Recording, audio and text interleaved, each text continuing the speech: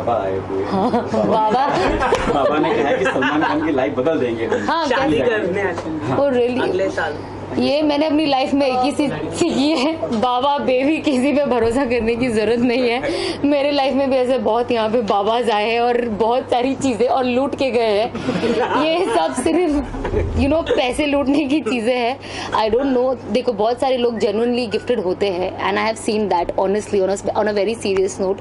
मैंने ऐसे बहुत लोगों को देखा है जिन्होंने बहुत चीजें क्योर करी है, बट अनफॉर्चुनेटली अब इतने सारे नकली लोग आ गए हैं कि कभी कभी हम इतना जनरलाइज कर लेते लोगों को कि हर किसी को एक ही नजर से दिखते हैं। पर अब वो बिग बॉस है, अब वो तो सारी पोल खोलेंगे। अब जब जैसे सीजन आगे जाएगा तब हम देखेंगे कि बाबा और क्या क्या करते हैं।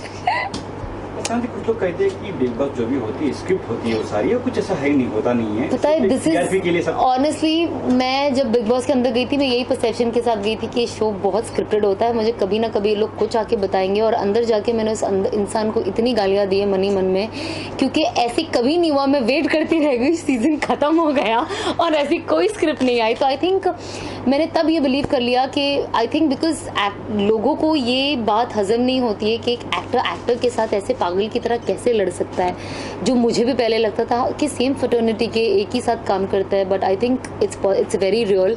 People fight on anything from the smallest to the biggest, they can fight on anything. जैसे अभी मैंने सुना है कि किसी ने किसी को एज पूछ लिया तो उस पर झगड़ा हो गया। तो आई थिंक ऐसे बहुत सारी चीज़ें घर में पता नहीं क्यों हो जाती है, बिकॉज घर में करने के लिए कुछ काम होता नहीं है।